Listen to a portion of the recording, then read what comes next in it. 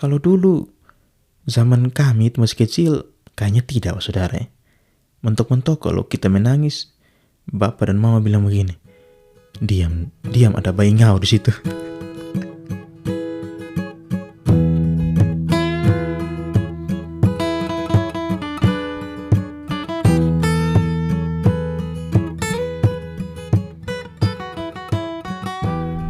Mas saudara, woi, beta beberapa waktu yang lalu tuh nonton video wawancara di YouTube, wawancara pesepak bola. Nah, jadi mereka kayak kasih pertanyaan random begitu ke si pemain sepak bola, terus mereka jawab begitu. Dan ada satu pertanyaan yang menarik, yaitu apa? Benda apa yang selalu lu bawa setiap saat? Tanya ke pesepak bolanya. Dan rata-rata mereka menjawab adalah handphone. Dan beta pun kemudian berpikir bahwa kayaknya kalau pertanyaan itu diajukan ke beta, ya, atau ke lu, ke saudara, pastinya jawabannya sama ya, bahwa ya sekarang kan kayaknya benda yang tidak bisa kita pisahkan dari diri kita tuh kan ya HP, saudara. Bahkan tidak jarang kalau ketika lagi nongkrong pun atau lu duduk-duduk dengan teman-teman begitu, ya masing-masing pegang HP. Kemudian beta bertanya, apa sih yang dilihat di HP itu?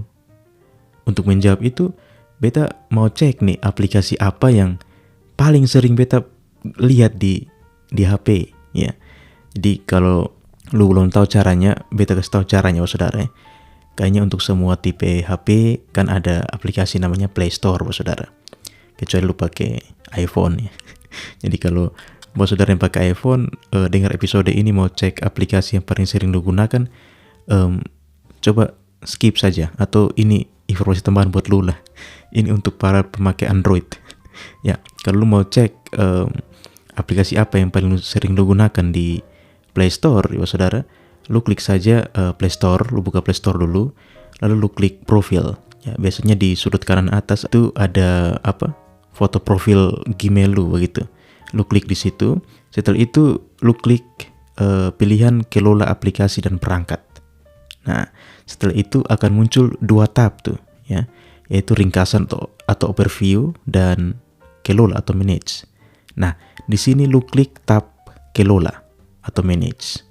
Nah, setelah lu klik tab kelola atau manage ini akan muncul tampilan aplikasi-aplikasi. Nah, sampai sini lu pilih dulu pilihan diinstal. Nah, setelah itu akan muncul lagi aplikasi-aplikasi yang urutannya berdasarkan apa yang lu install tuh. Nah, di sini lu harus pilih, ya. Lu harus pilih indikator untuk mensortirnya, ya, untuk daftar itu. Jadi lu klik pilihan paling sering digunakan atau dalam bahasa Inggrisnya most used. Nah, setelah itu daftar aplikasi akan diurutkan berdasarkan aplikasi apa yang paling sering lu gunakan, Pak Saudara, di HP lu. Kalau belum jelas lu ulang saja beta punya penjelasan tadi, Pak Saudara. Nah, beta sudah coba di HP-nya beta, dan kemudian 3 besar aplikasi yang paling sering beta gunakan itu adalah 1 WhatsApp, 2 YouTube, dan 3 Spotify. Nah, berdasarkan ini kemudian beta coba menganalisis nih, kenapa 3 aplikasi ini yang paling sering beta pakai, Pak Saudara.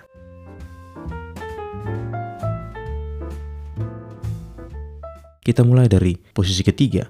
Kenapa Spotify? Ya, jelas ya. Karena tiada hari tanpa mendengar musik dan podcast. Ya, alasannya sangat simpel. Kemudian untuk YouTube. Kenapa YouTube? Nah, beta tuh, saudara, ritual beta adalah tiap pagi tuh biasanya update hasil pertandingan sepak bola, saudara. Ya, kecuali pertandingan MU ya, karena beta nonton pasti. Ya, kalau lagi weekend, beta update liga-liga ya, kayak IPL, Serie A, Eredivisie, Bundesliga. Sesekali beta update Liga Prancis sih. Saudara, for your information, ini beta take podcast ini setelah beta nonton pertandingan terakhir ya di Bundesliga. Ya, jadi memperebutkan tuh antara Borussia Dortmund atau si Bayern Munchen yang juara. Ternyata ya beta jauhkan Dortmund sih, tapi kayaknya mereka belum bisa juara musim ini saudara, karena di babak pertama sudah ketinggalan 2-0 ya. Kemudian di babak kedua mereka isi 1 gol, tapi di menit-menit terakhir mereka isi seri ya, jadi 2 sama ya dengan Mainz. Tapi ya kemudian mereka harus merelakan karena si Munchen menang 2-1 ya. Dan tegang juga tadi saudara. Anyway, kita tidak mau berbicara banyak soal Bundesliga. Itu kalau misalkan weekend saudara, akhir pekan. Kalau di tengah pekan beta buka YouTube untuk update Liga Champions dan Liga Eropa saudara. Meskipun musim depan nampaknya beta akan jarang update Europa League, Liga Eropa, karena MU masuk Champions League. Beta tidak mau bahas tim yang masuk Europa League ya. Oke. Ya, tapi bukan hanya itu saudara. Biasanya juga YouTube tuh beta nonton konser dan sudah barang tentu debat-debat politik. Ya, apalagi sekarang kan mulai memanas ya saudara. Beta seru saja kalau lihat mereka mempertontonkan literasi-literasi yang berputar-putar atas nama kepentingan pribadi dan golongan. Kadang menjadi hiburan juga.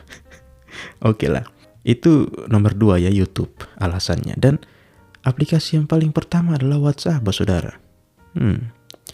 Nampaknya bukan hanya beta, tapi sekarang banyak yang gunakan WA sebagai aplikasi pesan dan telepon yang primer saudara.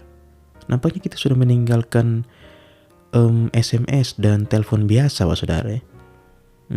Meskipun ya mungkin beberapa dari kita masih ada yang pakai kalau urgent ya, kalau tidak ada jaringan begitu. Beta kemudian baca menurut satu situs namanya similarweb.com, aplikasi yang paling banyak digunakan oleh masyarakat negara api pun sama saudara, WhatsApp, WA. Meskipun ya WA adalah kategori aplikasi komunikasi saudara, tapi menurut beta WA ini sebenarnya bisa dikategorikan sebagai aplikasi sosial media seperti Facebook atau Instagram, atau bahkan aplikasi pemutar video seperti YouTube atau TikTok. Kenapa? Ya, karena ada itu WA Story atau status WA itu ya. Dan di sini lu bisa upload macam-macam tuh, dari teks, gambar, video ya, link berita, sampai yang terbaru suara saudara. Nampaknya WA Story ini meniru kesuksesan IG Story ya, dan menurut beta berhasil sih. Beda dengan aplikasi para SJW dan aplikasi yang beta sebut sebagai aplikasi penggorengan, yaitu Twitter ya saudara, yang sempat buat semacam story-storyan juga, namanya Fleets atau Fleets lah penyebutannya. Namun setelah 8 bulan diluncurkan kemudian ditutup tuh. Nampaknya memang Twitter ditakdirkan untuk menjadi aplikasi wajan untuk menggoreng isu, bukan untuk pamer-pamer story ya, Twitter. Oke, anyway, saudara, ya beta juga sering lihat status atau story-nya teman-teman ya di WA itu. Terkadang ada yang menghibur, tapi ada juga yang terkesan show off. Ya, tapi itu hak mereka juga sih, saya tidak pusing juga. Dari beberapa kesempatan ada juga tuh story yang mengundang perang. Wah. Ya, setidaknya untuk kalangan menengah ke bawah ya, WA Story ini menjadi medsos yang akrab saudara ya. Lu bisa pantau aktivitas teman, keluarga, dan orang terdekat lu setiap saat. Ya, selagi mereka sering update. Tapi ada juga orang yang tipenya lihat story-nya orang, tapi dia jarang update story itu. Siapa ya? Oke, biasanya kalau beta sebut begitu kayaknya beta tuh.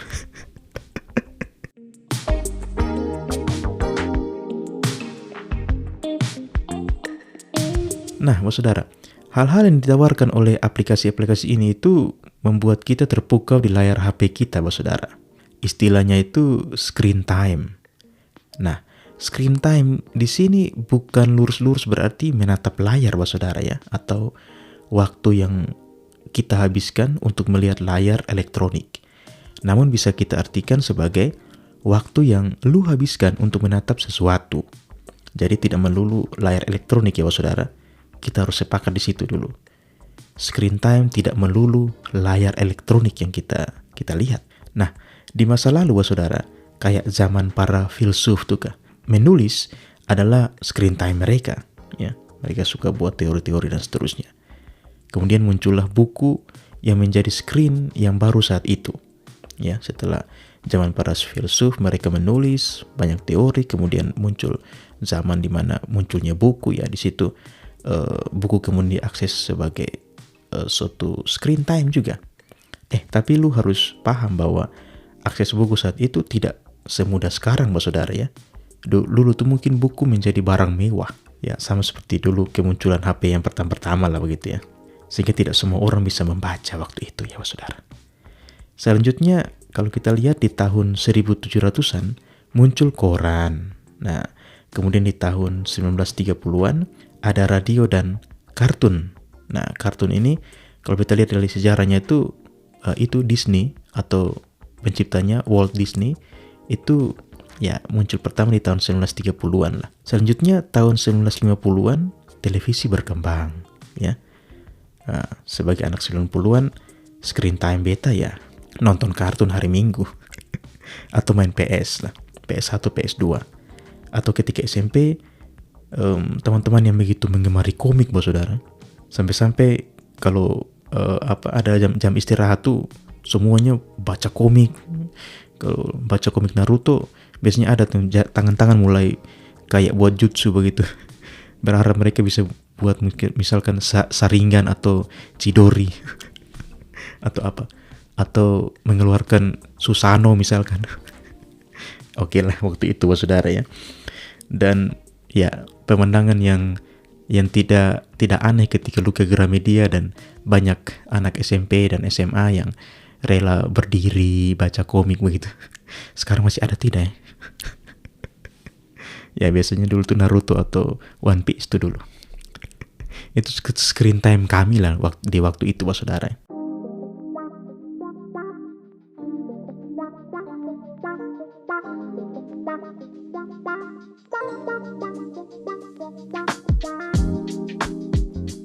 Nah saudara, kalau kita lihat sekarang setiap kali ada perkembangan teknologi itu berhubungan dengan screen time saudara.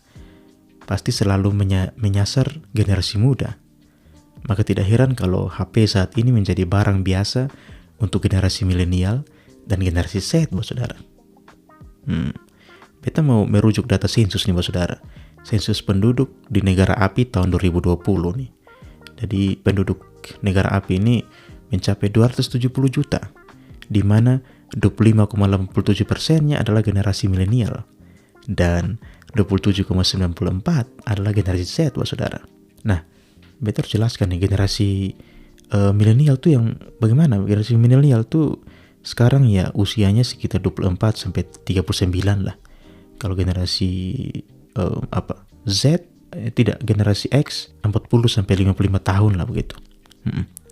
Nah, tapi nampaknya kalau tentang penggunaan HP saudara tidak hanya menyasar yang tadi beta bilang generasi Z dan generasi milenial, generasi X juga nih. Generasi X yang beta bilang tadi 40 sampai 55 tahun ini, dan kita boleh sebut juga baby boomer. Wow, ini yang usianya sudah 56 sampai 74 tahun. Nah, itu mereka juga pakai HP kah? Ya, kita lihat kita punya opa, oma atau bapak mama yang sudah agak tua, mereka juga pakai HP. Maka tidak heran kalau banyak orang tua kita yang kemudian sering upload status di Facebook tuh. Ya, itu alasan utama kenapa beta tidak main Facebook lagi. Ya, sudah terlalu banyak orang tua di situ. Ya, yang harus kita khawatirkan adalah ini saudara, generasi post Gen Z ya, yang jumlahnya 10,88% saudara. Generasi post Gen Z ini usianya itu paling tinggi sekarang 7 tahun lah ya. Mereka lahir tuh sekitar tahun 2013 saudara. Nah, menjadi masalah kalau screen time mereka ini tinggi saudara, si generasi post Gen Z ini.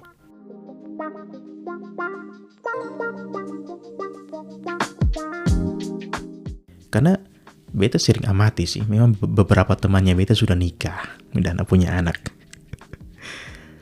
Oke, kalau ngomong nikah mulai murung.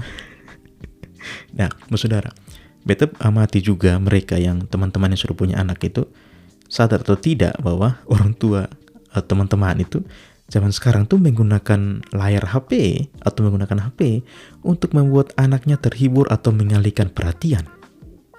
Ya, sadar atau tidak. Jadi kalau anak menangis sedikit, kasih HP, nanti dia diam begitu. Dan ini berhasil buat saudara, ya. Anak tuh kayak terhipnotis dengan HP, ya. Kalau dulu zaman kami itu masih kecil, kayaknya tidak, saudara. Ya. Mentok-mentok kalau kita menangis, bapak dan mama bilang begini, diam, ada bayi ngau di situ. Itu kami sudah diam tuh. Hanya yang kata bayi ngau yang sekarang beta tidak tahu bayi ngau itu apa. Aduh. Ya, padahal kita mau kutip ini menurut unicef.com ya. Anak tuh harusnya mendapatkan pengalaman lebih banyak di luar layar, saudara. Karena menurut mereka, menurut para ahli otak ya, kemampuan sosial dan kognitif dibangun di luar layar, saudara.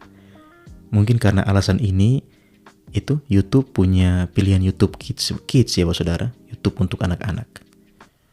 Oke, anak-anak sekarang tidak mempan kalau bilang ada bayi ngau di situ.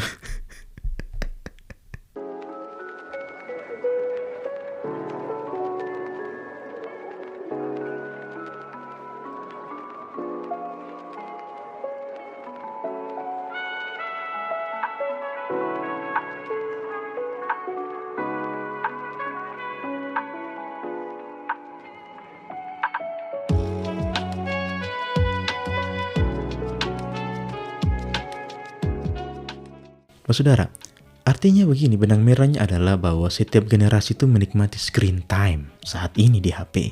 Dan beta kembali lagi pertanyaan di awal tadi, bahwa kenapa sih kita harus screen time terus begitu, lihat HP terus begitu. Mungkin ada banyak alasan, saudara ya. Dan itu haknya orang sih, hak asasi mungkin ya. Bisa jadi. Kalau hak asasi manusia diubah lagi. Mungkin salah satu haknya adalah lihat layar HP. Tapi dari berbagai alasan kenapa orang lihat HP, mungkin ada satu frasa yang menarik untuk beta bahas, dan ini sudah terkenal sih, termasuk dalam bahasa populer juga. FOMO, fear of missing out. Suatu perasaan takut ketika ketinggalan informasi atau ketinggalan sesuatu. Ya. FOMO disebabkan oleh perasaan cemas seputar gagasan bahwa pengalaman menarik atau peluang penting terlewatkan atau tidak diambil, saudara. FOMO itu ternyata melibatkan kerja otak, saudara. Dihasilkan oleh namanya amigdala, bagian otak yang mendeteksi apakah sesuatu merupakan ancaman bagi kelangsungan hidup atau tidak. Jadi otak itu bekerja, misalkan kalau tidak dapat informasi ini, lu terancam begitu, artinya lu ketinggalan nih begitu. Itu kerja otak, saudara. Seseorang akan lebih mungkin mengalami FOMO jika sudah sangat sensitif terhadap ancaman lingkungan. Ini termasuk orang-orang yang bergumul dengan kecemasan sosial, perilaku obsesif atau kompulsif, atau memiliki bentuk trauma emosional di masa lalu mereka. Kompleks, saudara ya. Nah, beta kemudian berpikir suatu contoh yang sederhana, saudara. Tidak usah layar HP lah, saudara. FOMO-nya kita tuh ya paling sederhana di pinggir jalan, saudara. Kejadian yang sering dijumpai kalau misalkan di jalan raya tuh ketika ada yang kecelakaan, biasanya tuh ada orang-orang berkumpul dan melihat kejadian itu tuh, saudara. Biasanya ada yang dekat ke orang yang kecelakaan itu, atau dekat ke motornya, ke kendaraannya. Tapi ada juga tuh yang lipat-lipat tangan dari jauh, kemudian mengamati, kemudian berkomentar, "Su bilang jangan lari kincang." Tadi beta lihat dilari kincang sekali. Su bilang. Ya, FOMO, saudara, mengurumuni orang yang kecelakaan di pinggir jalan, itu FOMO yang sederhana. Ya, saudara. Nah, beta atau lu akan merasa ada sesuatu yang kurang ketika beta terlambat mendapatkan informasi tentang sesuatu. Maka jangan heran kalau sedikit-sedikit kita cek status WA-nya orang, IG story, timeline, scroll timeline IG ya, atau scroll Twitter, cek trending dan seterusnya. Suatu kelebihan yang dimiliki saat ini adalah aliran informasi yang begitu cepat, saudara. Dibandingkan dulu, ya lu mau dapat informasi ya lu harus beli koran atau majalah. Kalau mau tahu informasi bola ya harus tunggu Sport 7 tuh. Yang pagi jam berapa tuh, sebelum mau jam 7 atau Sport 7 akhir pekan atau Planet Football bersama Dik doang. Ya dulu. Sekarang lu tinggal refresh atau scroll Twitter beres. Informasi ada. FOMO ini bukan sekedar takut ketinggalan informasi, saudara. Kalau kita lihat lebih jauh, kita juga terkadang takut untuk tidak mengikuti tren yang sedang berkembang. Itu juga FOMO, ya. Takut ketinggalan zaman. Wah. Kemarin di negara api ini heboh tuh, memanas dengan war ticket, perang tiket, konser Coldplay. Bahkan ada yang sampai jual harta untuk beli tiket, dan ada juga yang menjadikan FOMO-nya orang untuk bisnis tuh. Kemudian ditangkap aparat kemarin. FOMO-nya orang tuh bisa menjadi ladang bisnis ya. Ya, oke lah ya. Menarik juga. Beta pun bertanya, kalau misalkan yang datang tuh Metallica misalkan, apakah akan seheboh Coldplay? Mungkin juga sih, tapi kayaknya tidak segila Coldplay ya, saudara. Itu contoh kemarin yang semua mau nonton Coldplay. Kemarin ada juga, ini juga mungkin berhubungan dengan FOMO ya. Ada satu anak, saudara, beta lihat video begitu. Ada satu anak yang marah sambil banting-banting motor, saudara, di depan dealer. Kenapa? Ternyata baca di Twitter itu, bapaknya tuh membelikan dia motor Matic, dan dia tidak mau motor itu. Yang dia mau adalah motor trial. Jadi dia merusak motor itu, dia banting, dia tendang-tendang, cabut ini joknya segala macam. Anak mungkin FOMO ya. Mungkin dia berpikir bahwa kalau pakai motor trial keren kok. Ban pacul ya, ban tahu tuh kah. Beta juga kadang heran dengan orang yang pakai motor trial, pakai ban tahu ya, kemudian pakai di aspal. Ngapain sih?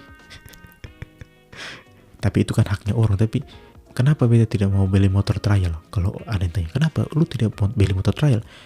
Ya susah saja kalau ke pasar mau beli ini sayur kangkung misalkan, mau gantung di mana? Gantung di di setirnya kan agak susah ya. Kayak kurang keren begitu kalau punya motor trial terus muat sayur kangkung di kantung begitu. Kalau kantungnya warna hitam oke lah, tapi kalau kantungnya bening, aduh, sangarnya kurang begitu. Oke, saudara, itu beberapa hal yang menurut beta ada kaitan dengan FOMO.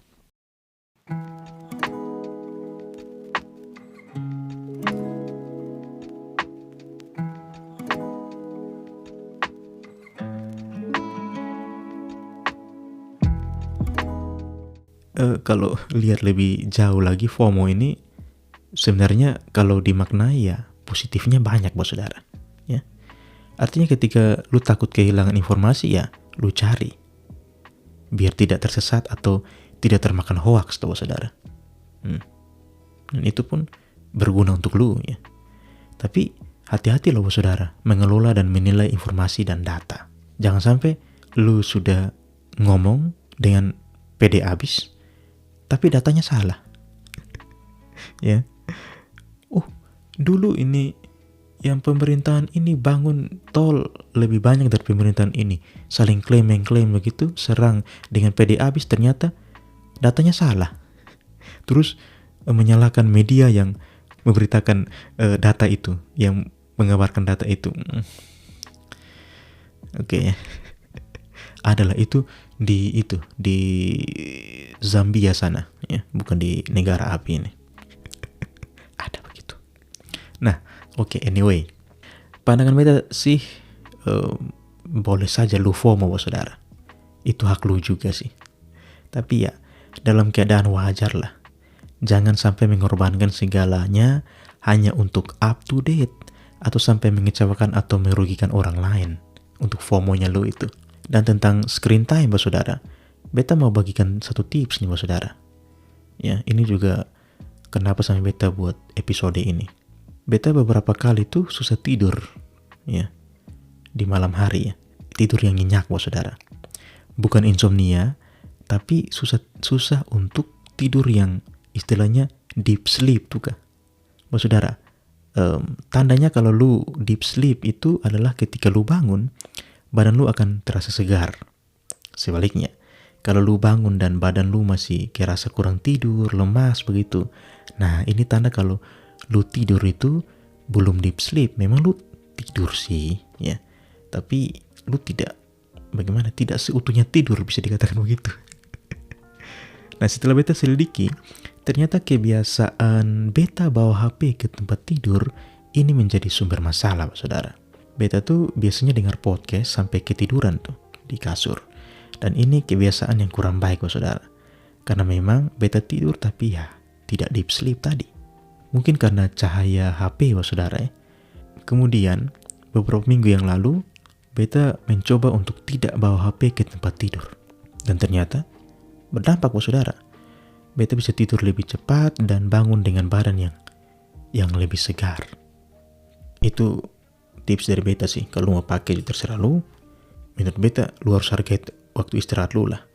Lagi pula, lu tidak bosan kok satu hari ini lu mata di HP saja. Sampai-sampai di tempat tidur pun masih mata di HP. Tapi terserah lu lah. Betanya bagi tips saja. Ya, hargai waktu istirahat kayaknya penting ya. Tapi ya, sekali-sekali ya cheating tidak apa-apa. Ya, tubuh lu ya terserah lu lah. Tapi ya, kayaknya tips beta kalau lu buat berhasil, nanti kayaknya berguna untuk lebih hidup deh. Oke, terima kasih saudara untuk episode ini. Cheers.